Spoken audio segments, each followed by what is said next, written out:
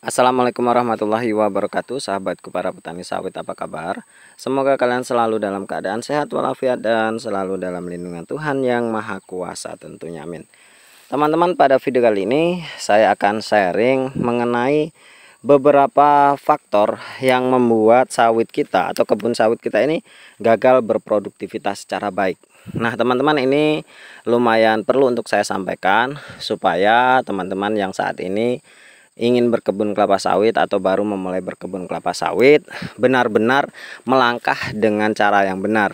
Karena ketika kita salah di awal-awal penanaman, maka efeknya akan kita rasakan dalam jangka waktu yang cukup panjang. Karena berkebun kelapa sawit ini adalah investasi jangka panjang, teman-teman. Ketika kita salah di awal langkah, maka akan memperbaikinya itu memerlukan effort yang lumayan cukup besar. Karena bukan hanya waktu, namun biaya, tenaga, serta emosi juga kita perlukan, kita korbankan dengan ukuran yang lumayan cukup besar, teman-teman. Jadi kalau bisa lakukan yang terbaik di awal-awal penanaman, maka nanti efeknya ketika ada pun yang gagal itu tidak terlalu banyak atau tidak terlalu besar. Nah, apa sih teman-teman kegagalan atau kesalahan yang biasanya dilakukan oleh para petani sehingga kebunnya itu tidak berproduktivitas secara baik? Kesalahan yang pertama adalah salah penggunaan benih, teman-teman. Ini sebenarnya menjadi kontroversial ya di antara para petani. Ada yang mazhabnya benih tidak penting, yang penting perawatan. Ada yang mengatakan perawatan tidak penting, yang penting benih. Namun teman-teman, menurut saya penggunaan benih yang baik itu memang wajib harus dilakukan. Tidak terkhusus ya, mau benih unggul atau benih cabutan.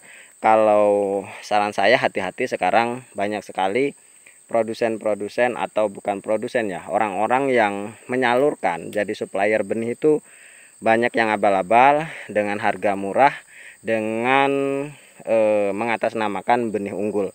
Itu hati-hati teman-teman.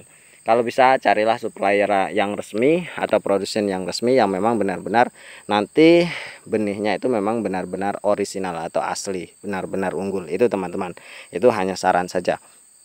Nah, kalau teman-teman tidak percaya dengan benih unggul ya, kalau punya kemampuan untuk memilih benih yang mariles atau benih cabutan atau benih kentosan ya silahkan saja. Yang penting benih itu memang benar-benar bagus. Jangan sampai kita tanam benih yang memang tidak bisa menghasilkan apa-apa, teman-teman.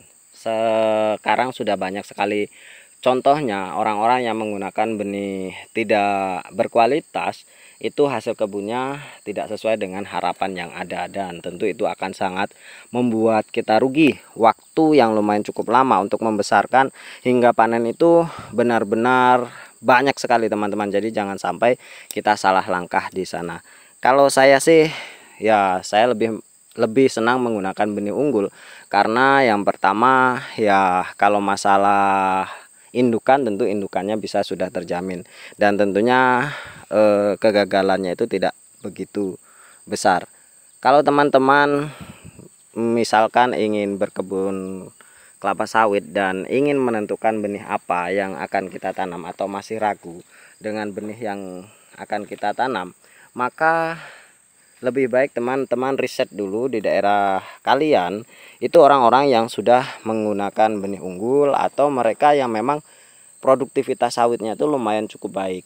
Jadi kalian bisa tanya-tanya benih apa yang mereka gunakan, kalian bisa tiru.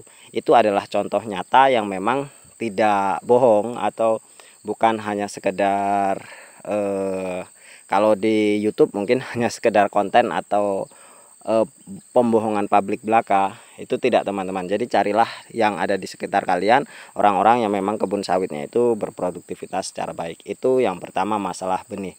Jangan sampai salah penggunaan benih. Itu teman-teman yang pertama. Yang kedua, selain penggunaan benih yang salah yang membuat hasil produktivitas kelapa sawit kita itu tidak bisa baik, itu adalah masalah jarak tanam. Nah, ketika kita sudah menggunakan benih yang baik, maka kita akan tahu spesifikasinya, teman-teman. Kalau benih unggul ya pasti ada spesifikasinya, berapa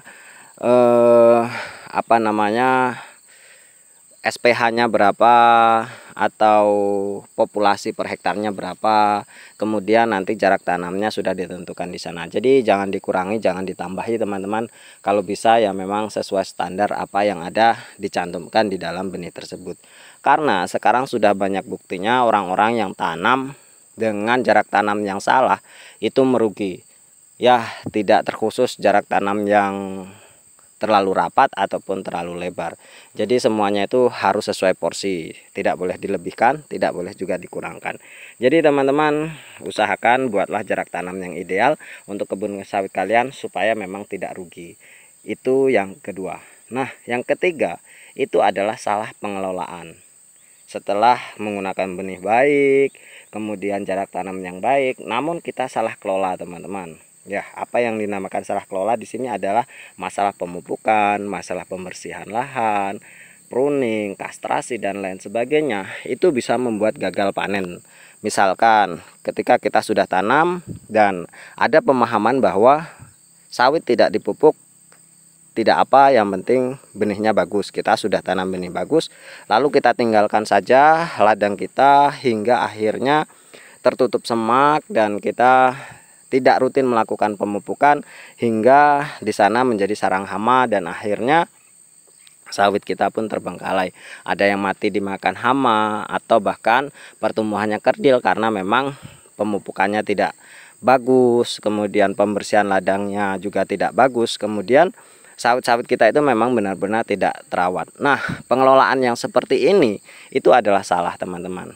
Menurut saya, selama sawit kita itu TBM, harus kita genjot teman-teman. Bagaimana caranya supaya sawit kita itu 2 tahun hingga 3 tahun itu memang sudah benar-benar bisa dipanen.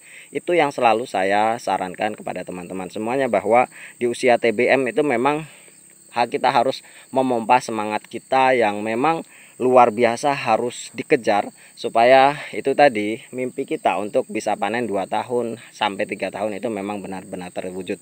Karena sudah banyak sekali buktinya orang-orang yang tanam sawit kemudian ditinggalkan begitu saja tanpa perawatan, tanpa pemupukan, itu panennya bahkan bisa 4 tahun, 5 tahun baru bisa dipanen. Dan tentu itu akan sangat-sangat merugikan teman-teman bagi kita. Atau salah pengelolaan seperti ini, hanya percaya dengan satu pupuk saja. Seperti itu, misalkan pakai urea saja, atau pakai dolomit saja, atau KCL saja, atau NPK saja, atau hal lain sebagainya. Nah teman-teman, kelapa sawit ini memerlukan unsur hara yang seimbang. Jadi tidak bisa dia tumbuh kembangnya secara sempurna hanya oleh satu unsur saja. Ya tentunya semua itu berkat dari penelitian-penelitian yang memang sudah ada yang menunjukkan bahwa kelapa sawit memerlukan 4 unsur hara makro, yaitu kalium, nitrogen, kemudian magnesium dan fosfat. Kemudian 2 unsur hara mikro itu biasanya adalah boron dan Cu. Itu teman-teman. Jadi keseimbangannya itu harus kita jaga dan kita harus benar-benar paham betul bagaimana tata kelola pemupukan yang baik dan benar. Itu teman-teman. Jadi 3 kesalahan fatal itu jangan sampai terjadi sehingga kita memang benar-benar memiliki hasil kebun yang berkualitas. Mungkin hanya ini teman-teman. Semoga kalian semua sukses dalam bertani kelapa sawit dan saya ucapkan wabillahi taufiq wal hidayah. Wassalamualaikum warahmatullahi wabarakatuh.